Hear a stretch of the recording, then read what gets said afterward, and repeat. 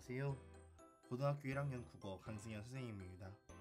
이번 수업은 드디어 1학년 국어 수업 부분에서 여러분들이 가장 어려워하는 송강 정철 선생의 관동배곡에 대해서 알아보도록 하겠습니다.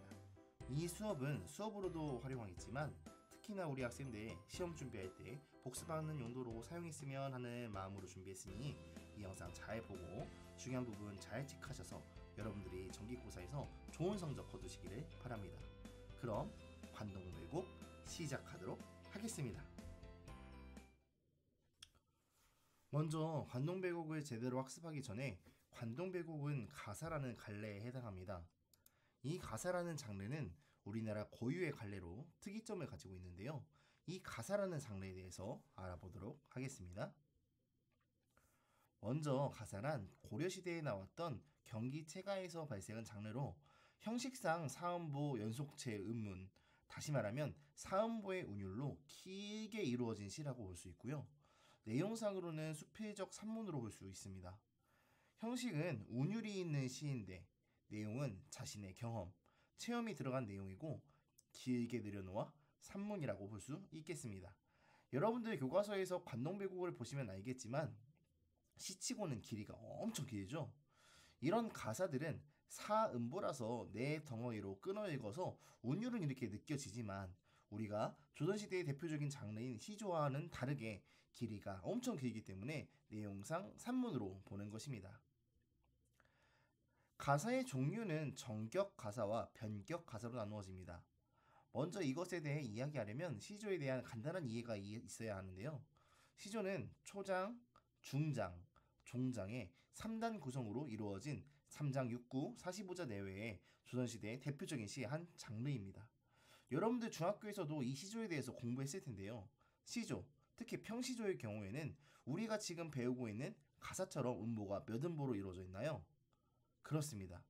여러분도 잘 아시듯이 사음보로 이루어져 있고요. 그리고 시조라면 반드시 고정되어 있는 곳이 하나 있죠? 맞습니다. 종장의 첫머리는 세 글자로 고정되어 있습니다.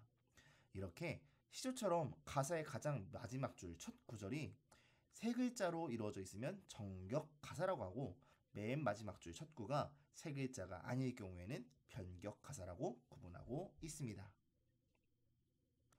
그럼 이렇게 우리가 가사에 대해 간단하게 알아보았고 이제 우리가 배울 관동배곡에 대해서 살펴보도록 하겠습니다. 먼저 관동배곡이라는 작품에 대해 간단하게 소개하면서 작품의 이름에 대해서 이야기하고 넘어가야겠지요. 우리나라에서 관동 지역에서 관은 강원도에 있는 대관령의 관을 의미합니다. 그렇다면 관동 지역이라고 하면은 대관령의 동쪽을 이야기하는 것이지요. 그럼 별곡이라는 말은 간단하게 시나 노래라는 의미입니다. 그럼 이 관동배곡이라는 말은 대관령 동쪽에 들은 조금 이상하고요. 이때 나와야 하는 것이 바로 작가에 대한 부분입니다. 관동배곡을 지은 이는 송강 정철 선생인데요. 정철이 강원도 관찰사로 임명을 받는데 강원도 관찰사가 되어 강원도를 전체를 다니면서 쭉 둘러보는 것을 순방이라고 합니다. 이렇게 순방을 하는데 명소들도 다니면서 아름다운 경치에 감탄하고 올바른 정치를 할 것이라고 다짐하는 노래를 지은 것이 이 관동배곡, 즉 관동지역을 살펴보며 지어 부른 노래라고 보면 되겠습니다. 여러분들이 관동배곡을 딱 보면 막 알 수 없는 옛날 말로 적혀 있고 길고 그래서 어떻게 공부해야 할지 엄청 막막할 거예요. 그래서 관동배곡은 이렇게 공부하라고 선생님이 팁을 주도록 하겠습니다. 먼저 여러분들이 관동배곡을 1차, 2차 고사 같은 정규고사에서 보거나 모의고사에서 보면 현대어로 해석된 것이 아닌 원문 그대로 적혀 있을 겁니다. 그래서 가장 먼저 할 수 있어야 하는 일은 바로 원문을 보고 현대어로 해석하는 것입니다. 그런데 친구들 여기서 절대 오해하면 안 되는 게 이 원문을 가지고 시험장에서 100% 현대어로 해석할 수 있어야 한다는 것은 절대로 아닙니다. 어느 정도예요.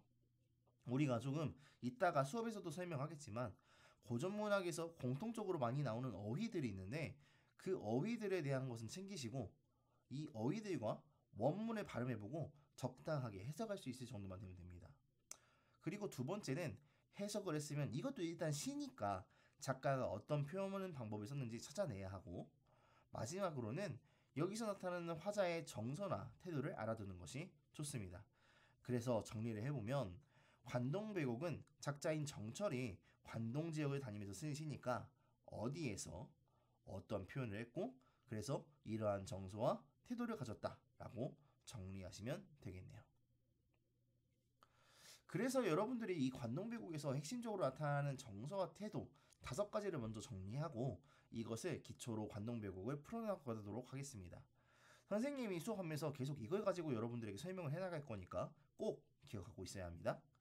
먼저는 연군지정. 여기서 연은 연애할 때 연, 군은 군주. 다시 말하면 임금을 사모하는 마음을 말합니다. 아무래도 정철은 사대부다 보니까 선비들이 가장 가져야 할 핵심적인 덕목이 어떤 거죠? 맞습니다. 바로 충입니다. 충의 관점에서 임금을 사모한다라고 할 수 있겠지요. 두 번째는 우국지정입니다. 우국이라는 말에서 우는 걱정할 우, 국은 나라 국자이지요. 말 그대로 나라를 걱정하는 마음을 이야기합니다. 세 번째 애미는 말 그대로 백성을 사랑한다는 것이죠. 네 번째는 선정의 포부입니다. 선정, 즉 좋은 정치를 하겠다는 다짐을 하고 있는 것이지요. 여기서 두 번째, 세 번째, 네 번째는 아무래도 관찰사, 지금으로 말하면 도지사의 위치에서 백성을 잘 다스리겠다는 것이겠죠. 마지막으로는 인생무상입니다. 이 말은 인생이 덧없다. 한낱 시간이 지나고 모두 죽고 나면 아무것도 남는 것이 없다는 말이죠. 인생의 모든 것이 무한하게 이어지는 것이 아닌 유한적인 존재라는 것입니다. 이 5가지 핵심 키워드는 여러분들이 잘 기억하고 있으셔서 이렇게 긴 시를 풀어가는데 도움이 되었으면 좋겠습니다. 이제 본격적으로 관동배곡에 들어가도록 하겠습니다. 시조도 초장, 중장, 종장 이렇게 3단 구성으로 되어 있듯이 가사도 마찬가지로 서사, 본사, 결사 이렇게 3단계로 나누어져 있습니다. 이번 시간에는 도입부인 서사만 다룰 텐데요. 이 서사의 내용은 간추리면 화자가 관찰사로 왕에게 부름을 받아서 광원도 관찰사를 부임을 하기까지의 여정이 나타나 있습니다. 다시 한번 여러분에게 강조하는 것은 이것이 관동 지역을 다니면서 느낀 점을 쓰는 시니까 어느 장소에서 어떤 표현으로 어떤 정서나 태도를 노래했다 이렇게 크게 학습하시기 바랍니다. 학습지도 이렇게 구성되어 있습니다. 왼쪽에는 원문, 오른쪽은 현대어 해석입니다. 먼저 강호의 병이 깊어 듀님에 누웠더니 관동 800리의 방면을 맞디시니 어와 성은이야 가디록 망극하다. 해석하면 강호의 병이 깊어서 대나무 숲에 누웠는데 관동 800리의 소임, 다시 말하면 임무를 나에게 맡겼어요. 그래서 우리 사극 보면 임금에게 감사함을 표현할 때 성은이 망극하옵니다 이렇게 말하잖아요. 이것도 마찬가지입니다. 오, 임금님의 은혜가 끝이 보이지 않도록 깊다라고 해석할 수 있겠습니다. 먼저 우리가 기억해야 할 것 중에 여기 처음에 나와 있는 강호, 이건 어떤 것인가요? 그렇습니다. 여러분이 옆에 대나무 숲도 나와 있어서 잘 알겠지만 이 강호라는 말은 자연으로 파악하셔도 좋습니다. 그런데 자연이 너무 좋아서 병이 들었다. 이런 한자성어 체크하고 가겠습니다. 이 한자성어는 2가지가 있는데 그것은 바로 천석고황 그리고 연하고질이라는 말이 있습니다. 이 두 사자성어는 다 중국 고사에서 나온 말인데 그 옛 이야기는 넘어가도록 하고요. 그래서 간단하게 자연을 너무 사랑해서 병까지 들 정도다. 이런 사자성어는 천석고황, 연하고질이라고 이해하시기 바랍니다. 그리고 관동 800리를 자신에게 맡겼다고 했으니 관동 800리는 그렇죠. 지금 관찰사로 임명받은 강원도 지방을 말합니다. 그럼 우리 이 부분을 정리해 볼게요. 지금 화자는 어디에 있나요? 자연? 여기서 간단하게 나와 있습니다. 그렇습니다. 바로 죽림. 다시 말하면 대나무 숲에 있죠. 여기 죽림이라고 하는 것은 실제로 말씀드리면 전남 담양에 있는 창평 지역이라고 합니다. 이 지역이 대나무 숲이 유명하다고 하네요. 이 지역에 있을 때 임금이 관찰사로 가라는 명령, 부름을 받은 거지요. 그런데 우리가 여기서 볼 수 있는 것이 양반, 다시 말하면 곧 사대부들이 자연을 어떻게 바라보는지 자연관에 대해 알 수 있습니다. 지금 자연이 너무 좋아서 병까지 들었다고 했으면 자연에 계속 있을 수 있는데 왕이 부르니까 관직 준다니까 바로 오케이, 땡큐. 하면서 자연을 나와버렸죠. 그럼 사대부들이 자연을 수단, 다시 말하면 그저 휴식처로 보고 있나요? 아니면 목적, 최종 귀처, 다시 말하면 자신이 마침내 돌아가야 할 곳으로 보나요? 그렇죠. 목적이 아닌 수단으로 보고 있는 것을 알 수 있습니다. 왜냐하면 자신이 자연이 너무 좋다면 지금 자연으로 왔으니까 왕이 불러도 나는 자연이랑 함께 사는 게 더 좋아요 이럴 텐데 왕이 부르니까 좋다고 나갔잖아요. 그러니까 조선시대 사대부들은 자연에서 자신이 이렇게 순리대로 돌아가는 자연을 통해서 공부하고 이 배운 것을 이용해 정치를 하는 모습을 볼 수 있습니다. 그 다음입니다. 연춤은 들이달아 경해남문 바라보며 하직고 물러나니 옥절이 알패셨다. 자, 여기 해석해보면 연추문에 달려가서 경해남문 바라보면서 임금님께 하직 인사하고 물러나니 옥절이 앞에 있다는 말입니다. 먼저 연추문은 경복궁의 서쪽에 있는 문이고 경회남문, 여러분들 여기 잠깐 사진을 준비했는데 여기 국사교과서나 예전 건축물 사진으로 혹시 이 건물 본 적이 있죠? 이 건물 이름은 바로 경회루입니다. 여기서 왕이 신하들과 연회도 하고 중국 사신들 오면 접대도 하고 그런 장소예요. 이 경회로의 남쪽에 있는 문이 바로 경회남문입니다. 그럼 이 연추문도 그렇고 경회남문도 그렇고 이 두 군데 장소가 있는 도시는 어디죠? 그렇습니다. 여기서 말하고 있는 장소는 바로 임금이 있는 한양입니다. 한양에서 임금에게 관찰사 임명을 받고서 임금에게 받는 것이 있으니 바로 옥절이라고 관찰사의 상징입니다. 이것을 가지고 관찰사 부임을 하러 가는 것이죠. 그러니 여기서 화자의 신분을 알 수 있게 해주는 물건은 무엇이라고 찾으면 됩니까? 그렇습니다. 옥절이라고 찾으시면 되겠네요. 그 다음 갑니다. 평구역 말을 가라 흑슈로 돌아드니 첨강은 어디매요 티악이 여기로다. 자, 이 부분은 평구역에서 말을 갈아타서 흑수라는 곳에 들어가니까 섬강이라는 곳도 보고 원주에 있는 치악산에 도착했다는 말이네요.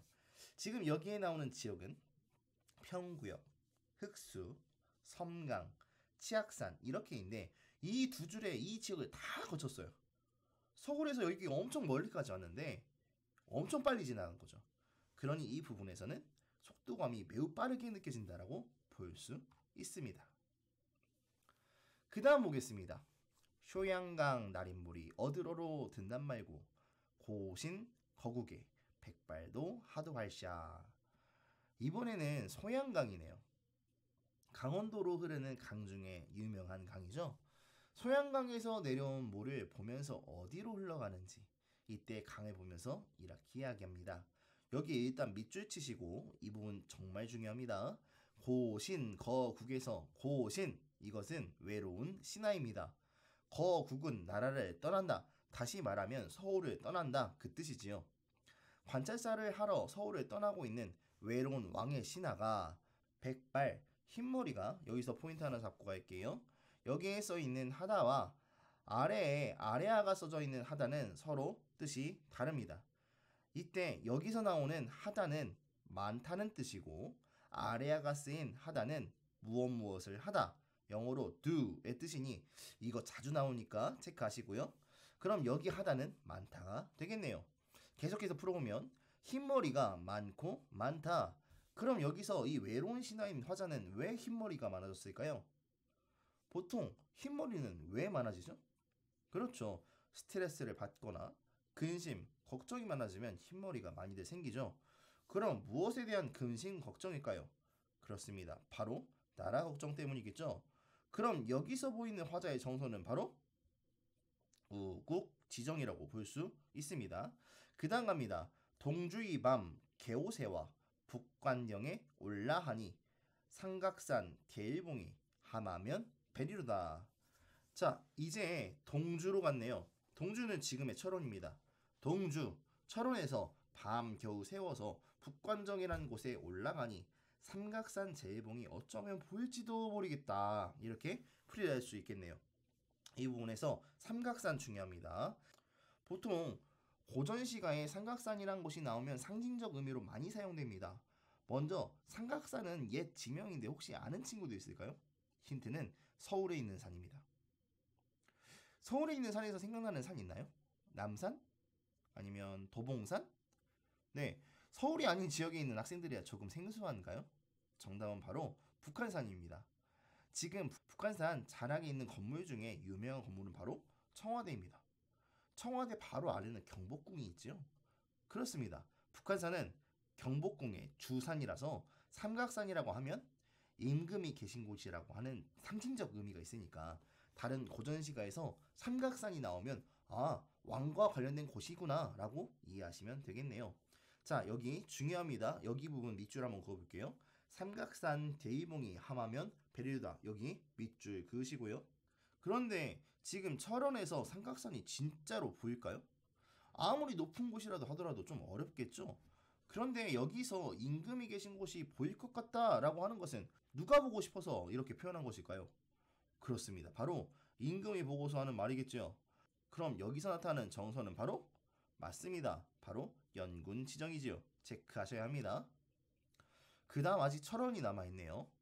계속 읽어보겠습니다. 궁왕, 대궐터희, 오작이, 지지괜히, 천고, 흥망을 안한다, 모르난다. 자, 여기 해석해보면 궁왕이 나오네요. 궁왕이 누구냐면 바로 궁의 왕입니다. 누구냐고요? 누구인가? 이 짤로 유명하신 분이죠. 바로 후상복 시대에 후고구려를 세워서 지금 화자가 있는 철원이라는 곳으로 수도를 옮긴 사람입니다. 그 다음 오작이란 말 동화에서 들어본 적 있나요? 맞습니다. 견우, 직녀에서 오작교라고 기억나나요? 오작교는 견우와 직녀가 건널 수 있도록 까마귀와 까치가 만든 다리죠. 다시 시로 돌아가서 이 궁예왕 대궐터에 오작 그러니까 까마귀와 까치만 지적이니 천고흥망 즉 먼 옛날에 흥하고 망하는 것을 네가 아느냐 모르느냐 이 말이겠죠. 일단 여기서 궁왕 대궐터희 이 부분 밑줄 그으시고 화자가 이 철원까지 와서 궁예왕이 세웠다는 의미가 있는 대궐터를 왔겠지요. 그런데 이미 망해버린 나라의 대궐터를 와보니까 까마귀와 까치만 깍깍 이렇게 울고 있어요. 나라의 수도여서 예전에는 엄청 발전이 되었겠지만 망해버린 나라의 대궐터는 이렇게 된 것이죠. 그럼 여기서 화자가 느낀 정서는 무엇일까요? 영원한 것은 없다겠죠. 이것을 우리 배운 핵심 키워드로 정리하면 바로 그렇습니다. 인생 무상이 되겠지요. 이 부분 잘 정리해 놓으시고요. 이제 장소가 바뀝니다. 회양, 예, 이름이 마초와 같다시고 급당유, 풍채를 고태하니 볼게이고. 자, 이 부분 해석하면 일단 화자는 회양이라는 곳에 온 것 같습니다. 회양이라는 곳은 강원도의 한 고을 지명이라고 나오네요. 회양, 너의 이름이 마침 중국의 한 고을 이름과 같구나. 중국에도 회양이라는 곳이 있는 것 같습니다. 그 다음 급장유라는 중국의 유명한 사람이 있는데 급장유의 모습을 다시 하니 볼 것인가 이렇게 해석이 되겠네요. 회양이라는 이 곳에 오니까 중국의 회양이 생각이 나고 또 중국의 회양님과 관련된 중국의 유명한 사람이 생각이 났나 봅니다. 바로 급장유라는 사람인데요. 이 사람이 어떤 일을 했는지 여러분들이 고사까지 이렇게 써볼 필요는 없고요. 이 사람이 어떤 사람인지 간단하게만 여러분들이 알아두시면 되겠습니다. 이 사람은 회양에서 태수, 지금으로 따지면 시장, 군수쯤 되는 사람인데 이 사람이 회양에서 엄청 정치를 잘한 것으로 유명합니다. 그렇다면 이 화자는 여기서 급장유의 모습을 다시 내가 보일 수 있을 것인가 라고 이야기했으면 여기서 화자에 드는 우리 키워드 중에 어떤 것으로 정리할 수 있나요? 그렇습니다. 급장유처럼 내가 정치를 잘하겠다 라고 했으니까 선정의 포부, 급장유처럼 이곳에서 좋은 정치를 펼치겠다겠지요. 여기까지가 서사이고요. 이제 그 다음부터는 본사인데 본산 어디로 가느냐? 바로 금강산으로 갑니다. 금강산은 우리 한반도에서 아름답기로 정말 유명한 곳이죠. 지금 금강산 관광이 예전부터 중지되어 지금은 가지는 못하지만 여러분들이 가서 보더라도 정말 할 말들이 너무 많을 거예요. 그런데 이 송강정철 선생은 얼마나 많겠어요. 그래서 본사에서는 금강산의 아름다운 경치를 보면서 노래하게 되는 것입니다. 오늘은 관동배곡에 대해서 공부하는 첫 시간이었습니다. 먼저 가사에 대해서 살펴보았고요. 가사인 종류인 전격가사와 변격가사에 대해서 간단하게 살펴보았고요. 이 관동배곡을 공부하는 방법과 핵심 키워드 살펴보았습니다. 5가지 키워드 아직 잘 기억하고 있지요? 연군지정, 우국지정, 애민, 선정의 포부, 마지막으로 인생무상이었습니다. 그래서 서사 부분 우리가 살펴보았는데요. 먼저 대나무숲에서 임금의 부름을 받고 한양으로 올라가서 임금께 하직 인사를 하고 평구역에서 치악산까지 가는데 속도감을 추었고 소양강에서는 고신거국이 백발 이 부분에서는 나라를 걱정하는 우국지정 그리고 동주 철원으로 넘어와서는 여기서 삼각산 다시 말하면 임금이 보일 것 같다고 이야기하는 부분에서는 연군지정 그리고 구왕대궐터의 까마귀 까치 부분은 인생무상 마지막으로 회양에서 급장유 생각한 것은 바로 정치를 잘 펼치겠다는 선정의 포부로 정리하시면 되겠습니다. 항상 마지막에 선생님이 강조하는 것은 복습 아시죠? 여러분들 복습 통해서 잘 정리하시기 바랍니다. 그럼 다음 시간 이 관동배곡을 통해 금강산으로 떠나보겠습니다. 다음 시간에 만나요.